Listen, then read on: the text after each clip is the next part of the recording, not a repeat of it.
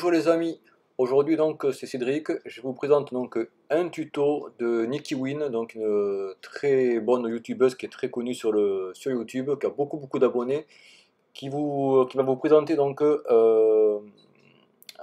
des moyens de plus vous faire avoir en fait sur des sites frauduleux. Donc écoutez bien donc sa vidéo jusqu'au bout, c'est super intéressant. Et vraiment vous allez apprendre beaucoup de choses. Son lien sera bien sûr à Niki en description. Cette vidéo est faite avec son accord, bien entendu.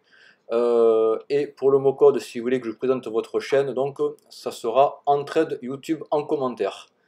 Voilà les potos. Sur ce, je vous laisse donc avec Niki et à plus tard. Vous allez bien. Alors, vous êtes-vous déjà posé la question quand vous visitez un site web, si celui-ci est fiable ou non?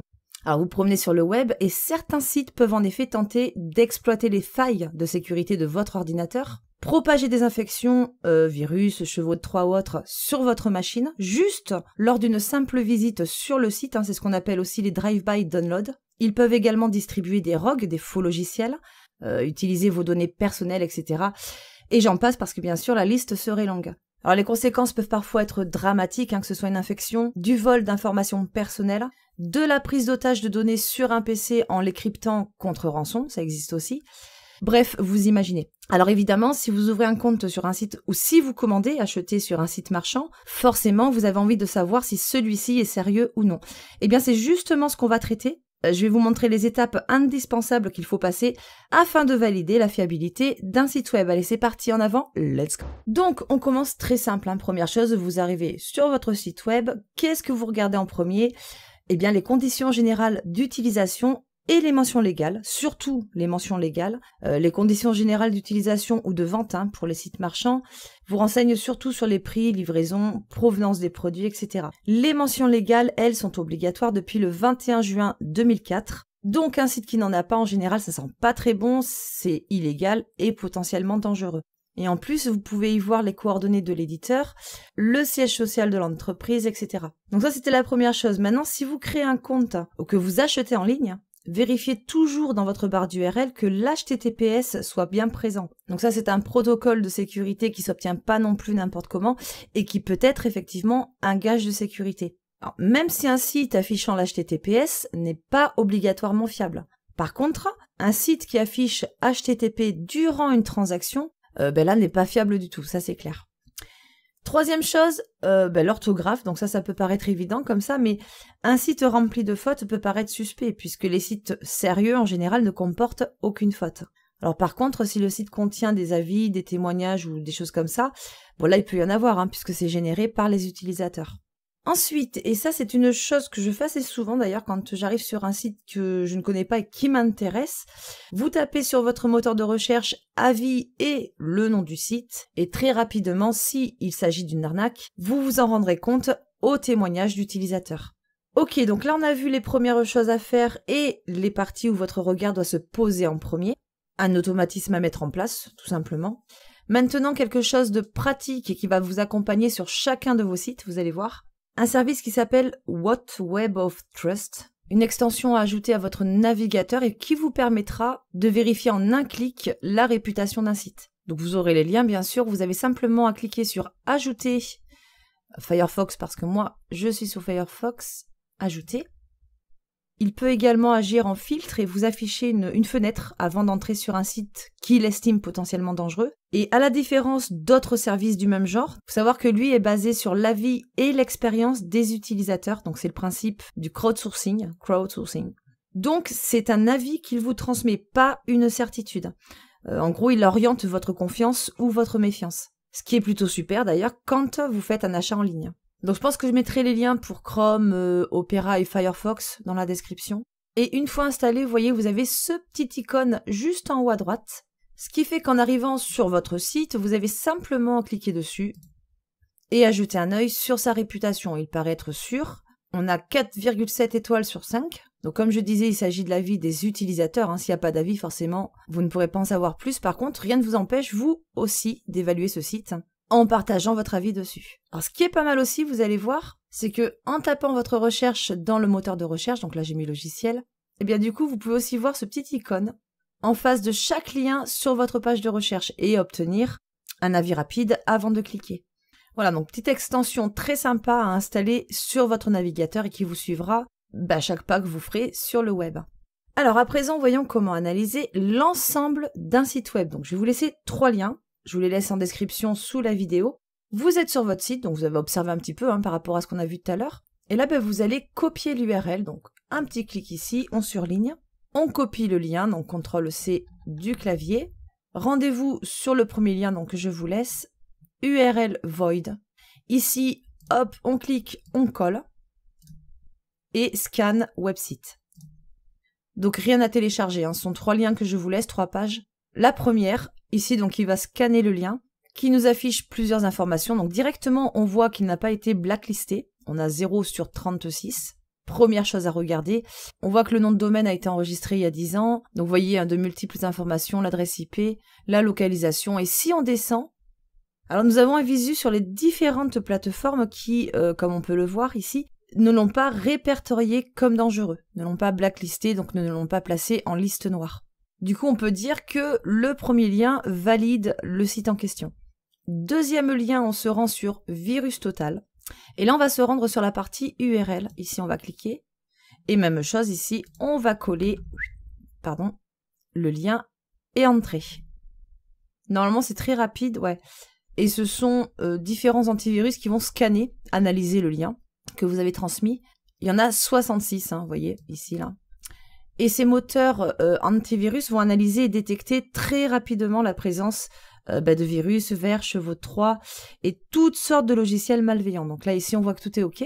0 sur 66, donc rien n'a été détecté, rien de dangereux. Donc super, alors direction 3e lien, donc 3e page, Whois, que l'on peut retrouver, vous voyez, sur Network Tools.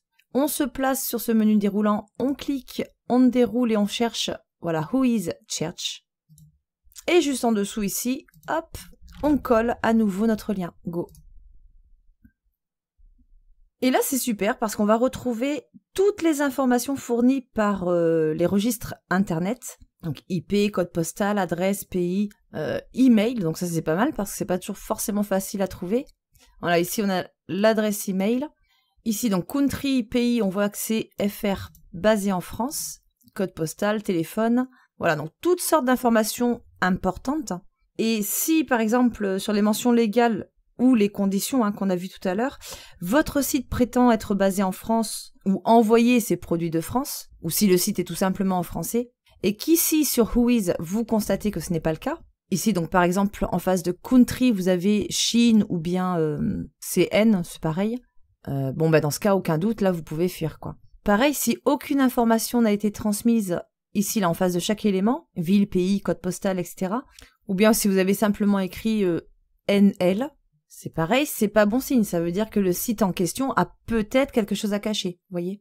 Je vais prendre un exemple, tiens, pour vous montrer avec un site qui paraît un petit peu douteux, qui s'appelle Spizy, qui m'avait contacté d'ailleurs, je me rappelle, par email, qui m'avait proposé leurs produits, de faire une vidéo sur leurs produits contre paiement, bien sûr, et que j'ai refusé. J'ai refusé parce que j'avais fait justement des recherches, des petites vérifications, et j'ai vite constaté que non, j'avais pas du tout envie de vous proposer ce genre de produit, payant en plus, et pas fiable. Donc Spizy, hop, je vais sur la page d'accueil, je prends l'URL, je reviens sur Network Tools, ici je colle, go, un bus, ok.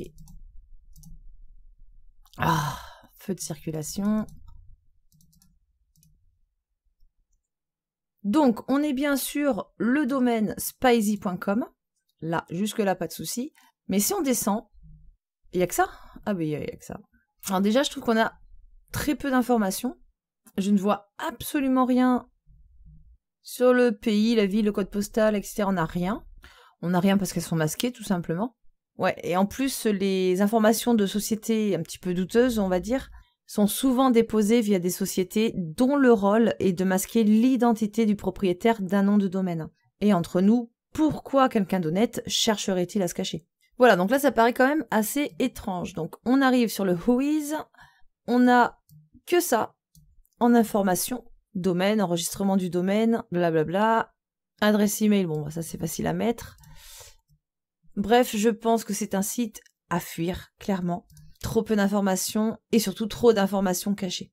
Alors, l'avantage d'utiliser Whois aussi, c'est que en cas de litige, vous voyez, vous pouvez retrouver facilement le propriétaire du domaine, du site.